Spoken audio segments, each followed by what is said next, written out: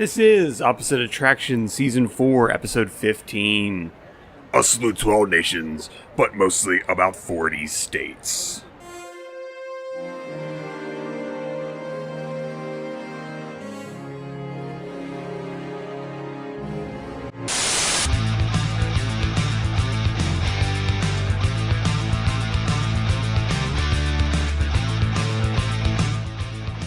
Alright, ladies and gentlemen, keep your arms, legs, selfie sticks, and vape pens inside the vehicle at all times, because this here is the season finale of Opposite Attractions. And Jim, it's a brand new year. It's a whole new year. A new fantastic, not 2018. I'm glad you kept it low-key on the fireworks this year. Yeah. And, also, I'm Scottye Moore, joined as always by the slightly larger Mouseketeer. I'm a musketeer. Jimothy Yes, Murphy. hi. My name is D'Artagnan. So, I made a mistake earlier today. Because I'm on the ketogenic diet, which means I cannot consume, good things.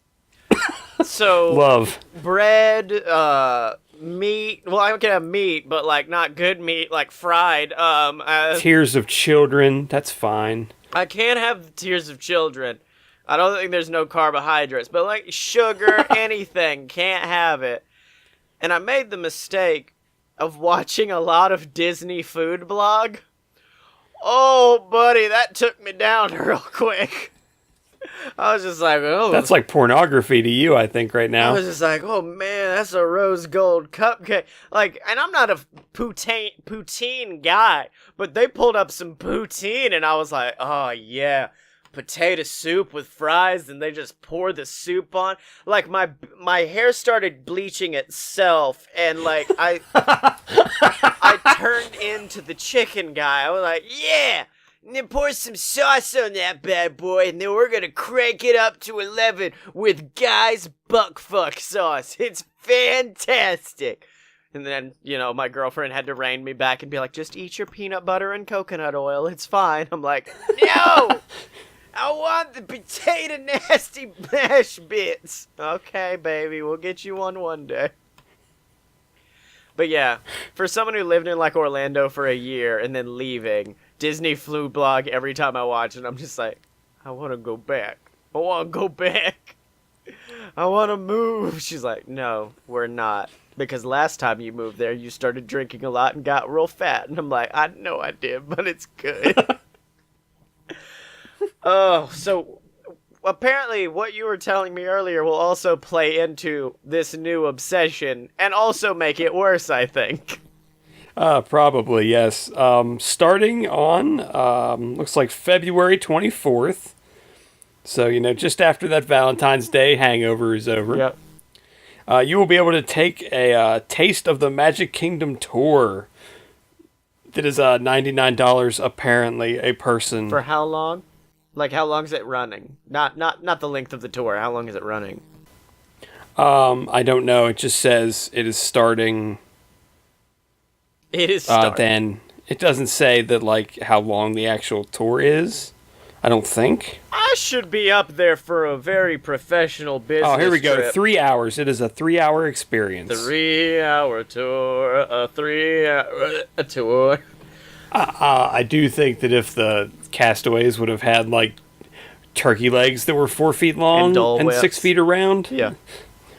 That might actually destroy me as a human being. Because like I was saying, my quote-unquote business trip for, I think that one's Podfest, I will have a day to Orlando by myself, not at the convention, and I'll just be Here's the thing about this, though, I don't understand, is that what the press release mentions are the following things that you can experience on this tour. You can uncover the magic behind the meals. Okay, I don't really want to know exactly how a turkey leg is made, especially since it tastes like ham. Yeah, no, that's actually, you're right. That makes it a lot worse. It is because of the way they smoke it. They smoke it the way people smoke hams, and apparently that is what gives it that flavor. Oh, okay. But it does say as part of this tour, you will hear stories from chefs and cast members that bring creative and delicious meals to life. I thought they were just gonna let us eat a fuck ton of food. Yeah. No, I'm not into this anymore. Then the second section says go behind the scenes. And trust me, as someone who worked at the Electric Umbrella, you do not want to do that. As someone who worked behind the scenes at the T-Rex Cafe, you don't want to see it. The chili that they used in the Electric Umbrella could probably strip paint. Look, It was just the smell, not the chili itself, just the smell. Just the floor at the end of the night, Jim. It's nasty. It's horrifying to look at and realize people would eat the food that was on the floor. Wait, hold on. Wait, I'm not saying they fed them food off the floor. I'm saying that was once food. It has now become floor dustings. Floor leavings, yum. Yes.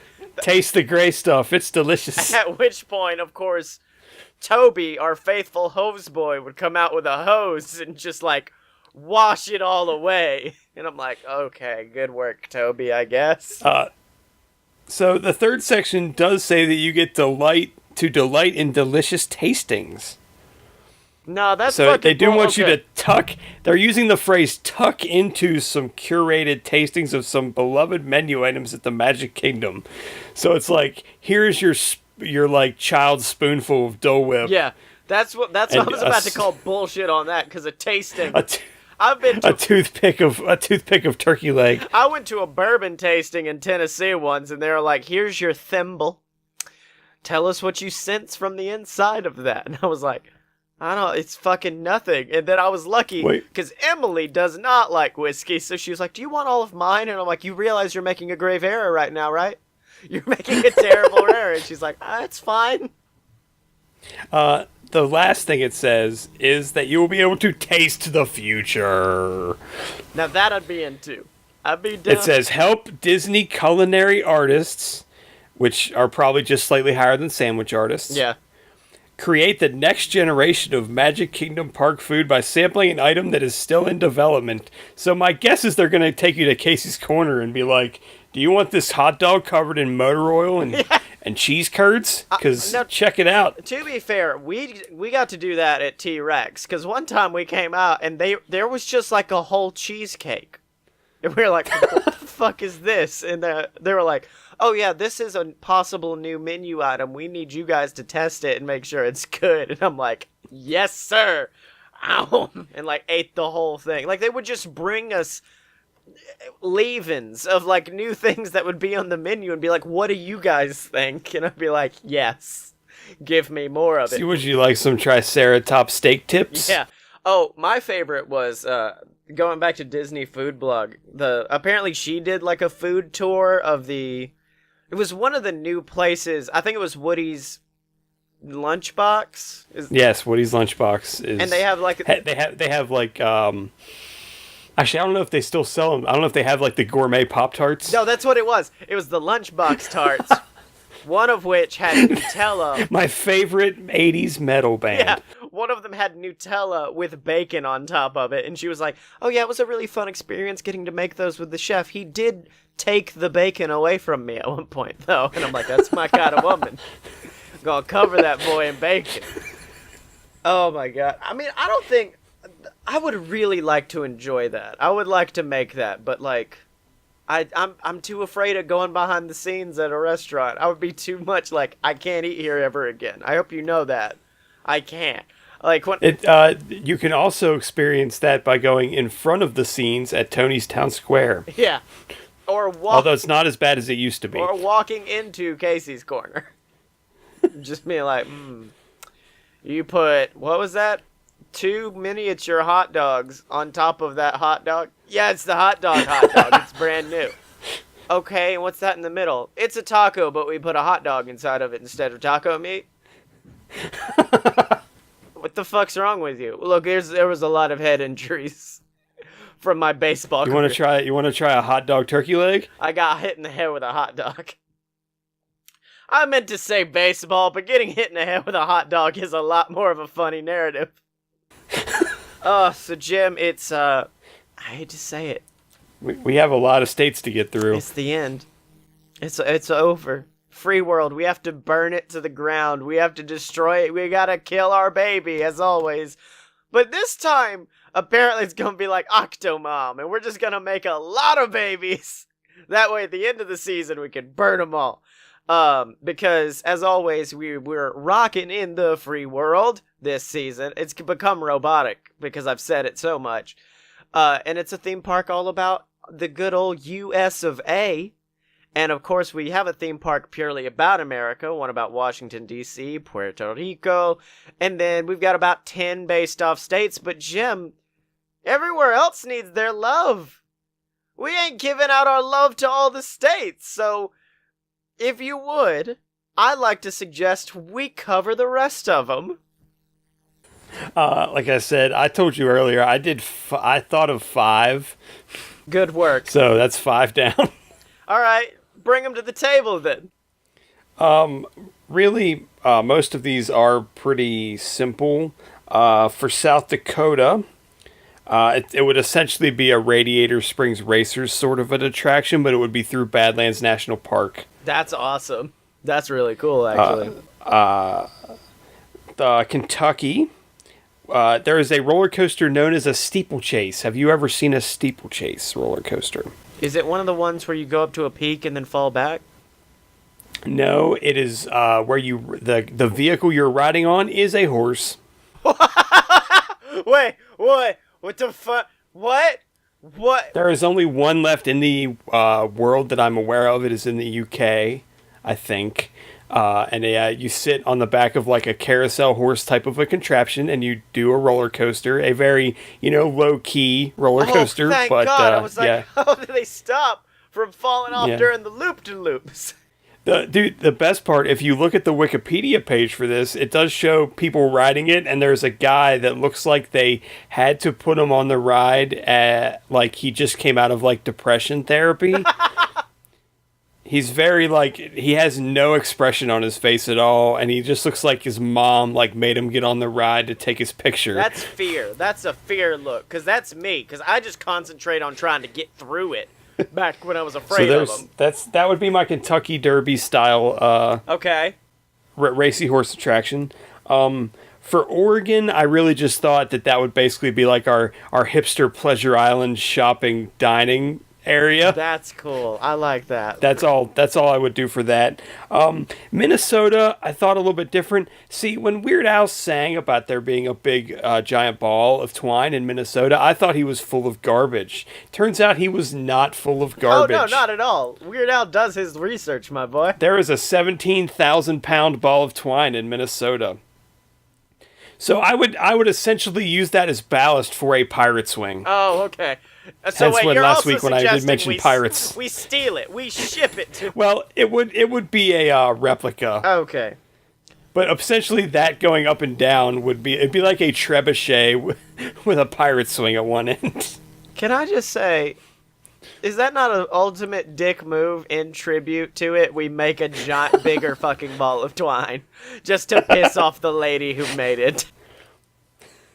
And since we did Alabama, but we did not do Maryland, my home state. I would like to invite you to join me on an attraction known as Ye Old Bay. Ye Old Bay? Yes, because the two things that that I feel Maryland should be famous for, one is crabs, and two is our state sport, which is jousting. Fuck. What? Yeah, the state sport of Maryland is jousting. So essentially on this ride, I had to draw a diagram to make sure this worked out. But essentially you get in a straight line vehicle, kind of like a Space Mountain sort of a deal, or a Splash Mountain-y sort of a deal, where there's just like one person in a seat, 6 deep. Okay. There would be 2 of those, so there would be basically 12 people side by side, like 6 rows of 2, but they would be separated. Each side would have each person would have a gun, like a Buzz Lightyear style gun. Okay. And for the first 2/3 of the ride, it would be a shooting gallery sort of thing where you're trying to shoot crabs. Okay. And you're racking up points, but you don't really know how many points you're getting. It doesn't tell you. Because at the end of the attraction, you actually split off and you go off into separate directions, where they then tell you that you and the people in the other car are going to joust against each other. Okay. And whoever had the high score, whichever side of the car had the highest score, will be the ones that win. Well, not only that, I like the idea that our jousting stick, or whatever it is just a little bit longer. Like, whoever wins gets a longer stick based on how good they are. The thing is, when you're riding the ride, you don't see it, but when you go, like, to where you're getting ready to joust, basically a stick pops out of the front of the vehicle on whatever side of the track it would make sense to be on. Yeah. And then they basically race toward each other, sort of in, like, a roller coaster style fashion. And, like, at the last second, they swerve away from each other, and they go down, and each side goes down a drop. And how they realize who won and who lost is that the losers would get covered in water. Oh, that's cool. Now, I have actually built something similar to Ye Old Bay, but it's a bit upgraded, and it's where we actually auction off a lot of people's old stuff. And I call this one Ye Bay, and it's going to be really interesting. So that's your 5? Yeah, that's the thing, like, after you're done, it has, like, that Radiator Springs Racer sort of a thing where it, like, brings you back together, and, like, so one half of the car is completely soaking wet, and it's like, here's your final scores, and you can see how bad everybody did to cause you to lose and get soaking wet. That's really cool. The thing is, though, when I drew this out, is that if the car that would be on, like, the right side, after it got done the ride, it would now be on the left side. So they would, like, flip back and forth each time. Oh, okay. Because that's the only way it makes sense without them, like, looping over each other in a way that would probably be unsafe. Yeah. So that's your 5. And I feel a bit like Alexander Hamilton right now. It's like Jim got sick after making 5. They together made 10. Scottye wrote the other 35. Can't help it. Your boy's nonstop, my dude.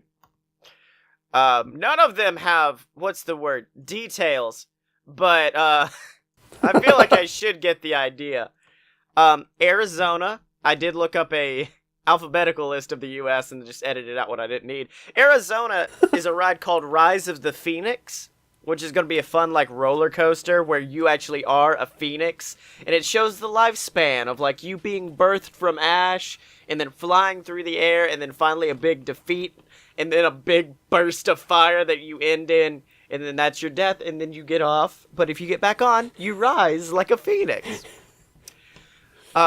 Kansas, I did a fun spinning ride like Triceratops Spin or Astro Orbiter that just kind of takes you around in the air. That way you can kind of feel what it's like to be dust in the wind. Now, Arkansas is the exact same ride, just with an R in front of it. Now, Colorado. Funny thing, if you're from the state of Kansas, and they ask you about that other state, and they ask you to pronounce it, they will say Arkansas. I said it the first 15 years of my life, Jim. That was all my Alabama at once, being like, Dad, where's Arkansas at? Colorado is like Journey into Imagination, but you're real fucking high for the whole thing. Like, it's gonna be really bad. Now Connecticut, I did have like these extreme details of like this glorious, luxurious ride. Then I realized that everyone would be too poor to ride it. On to Delaware. Now, Delaware was actually one of the first rides put into the park, but no one gives a shit about it anymore. It's very, very small. Yeah. On to Georgia. Georgia is going to be it's going to be like a water ride, except the water has like it's got a very specific aroma to it. And the whole time you're going through what looks like an old abandoned like cave, but then you start to see like technology around you. And that's when you realize that this is the revenge of Juicy Peaches. No, see, I was going to say that on the Georgia ride, you would actually go in to like a big stadium and you would just watch other people riding a ride that you could not get on, yeah. And it would be like NASCAR the ride. Oh, yeah. That'd be more good for Mississippi, though. Nah.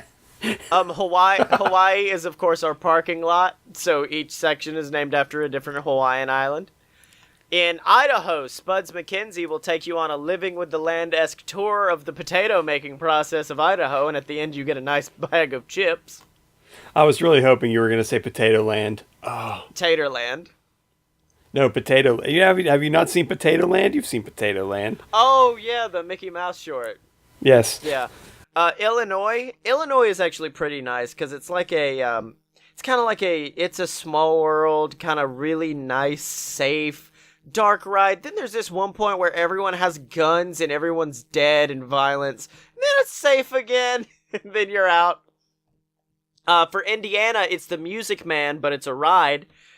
Not really sure what that would entail, Jim Murphy. I just know we gotta stop all these ding-dang kids from playing pool.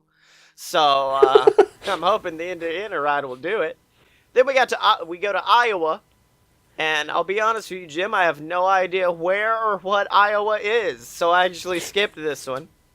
It's shaped like a hexagon, I think. It has 4 dimensions, actually. The only 4-dimensional shape, Iowa. Louisiana is the Crawdads Reckoning, where you play... It's like the Ratatouille ride meets Buzz Lightyear, because you play as a bunch of tiny crawdads, and then you have to shoot up at chefs, stopping them from frying you up and cooking you. It's my favorite Bubba Sparks album. The Crawdads Reckoning. Now, Maine is actually just a room with some nice luxury leather chairs with some light jazz playing, and you just sit in your ride vehicle and read some Kierkegaard while sipping wine. And that's it for Maine. That's pretty much it. Mississippi is basically the Alabama attraction, just worse. Missouri. Now, I'm a big fan of Missouri. Kathy Bates has you trapped and the rest of the riders in the house that she's living in your ride vehicle, because she knows one of the people is a famous author, and she refuses to let us out, so we have to make a clever escape, but she does break our legs. And that's Misery, the ride. I think you've done that before. I think that was in season 1 somewhere. What? Psycho Palace. Oh, yeah. Or whatever the hell that thing was called. Yeah. Well, Jim, that was a Jim-level joke, and I'm mad you didn't get the appreciation of Misery.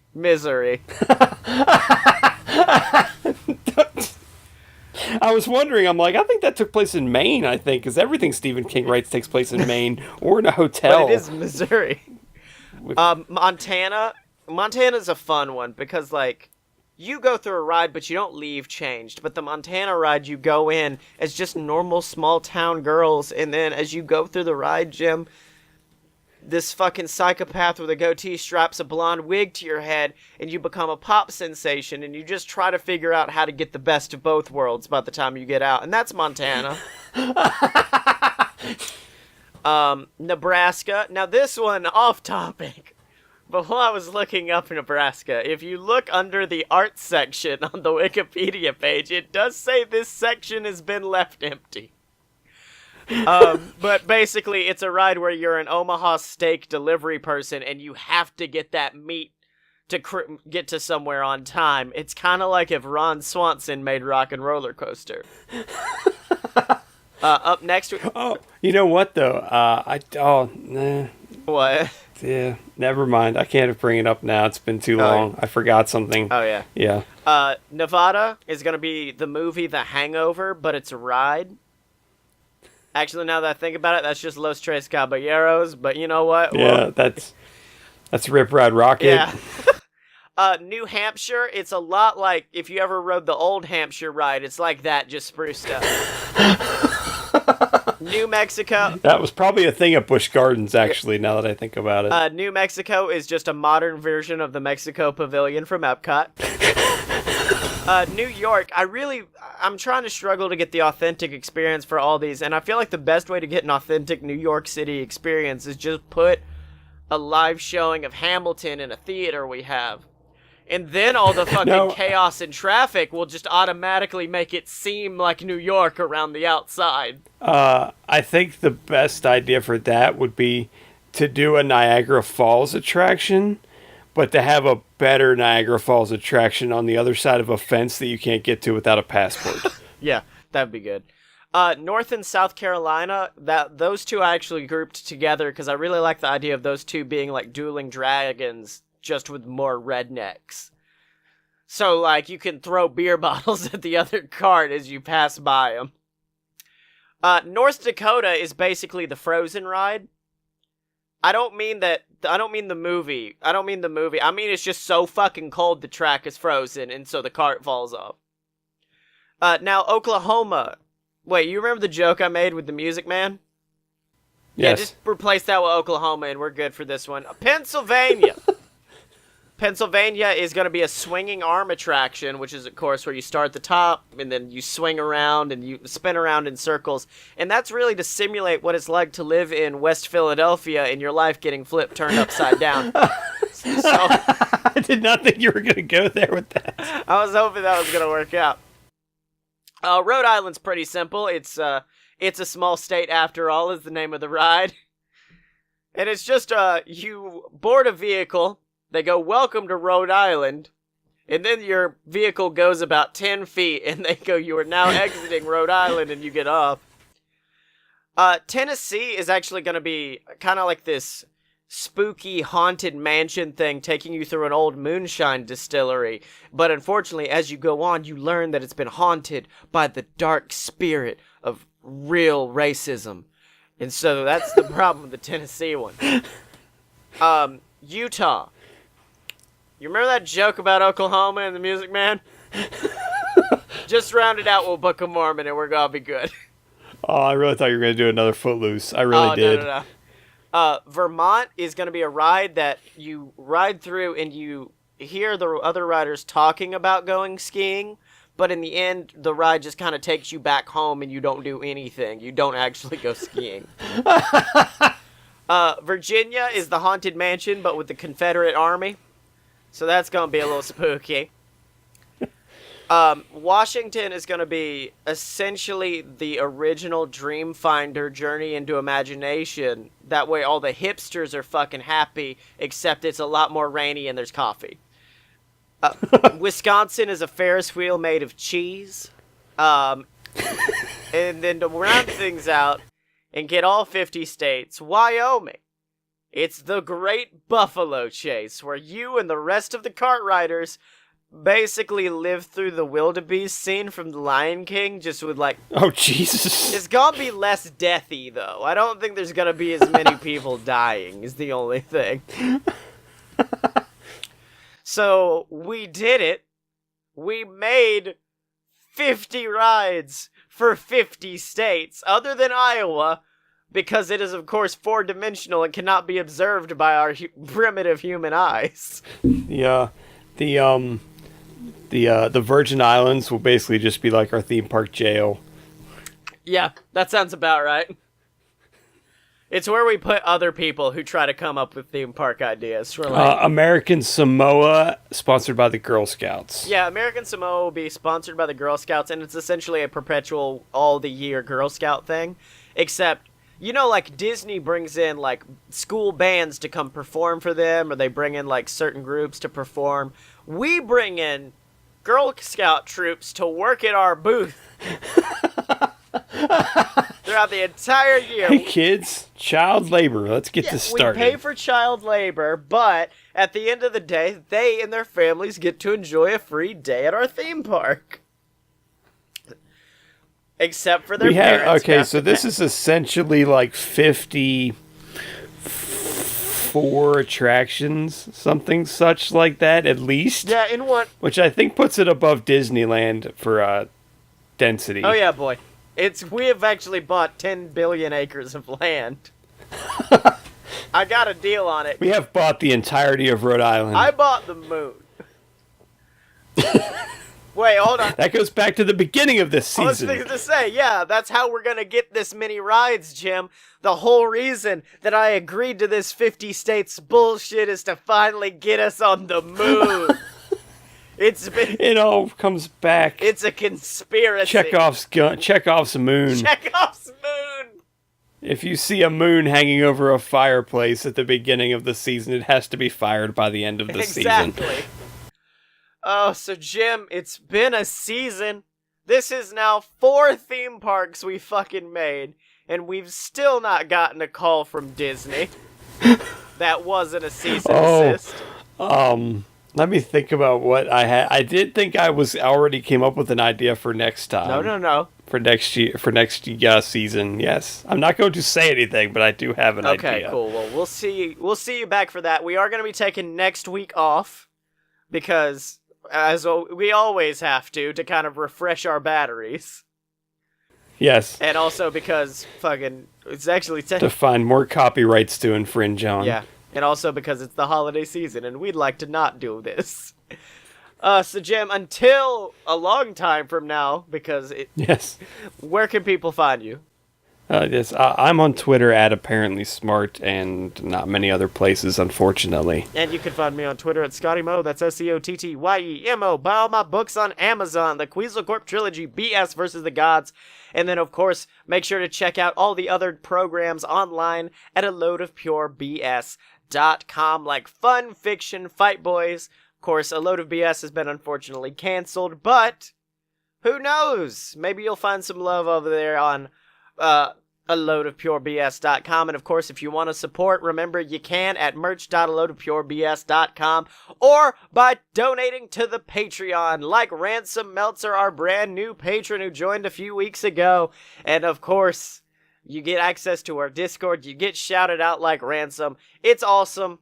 Over at patreon.com/aloadofbs. And remember to find me and Jim on Twitter at OpAtShow. That's spelled OPPATTSHOW. Are you down with OPP?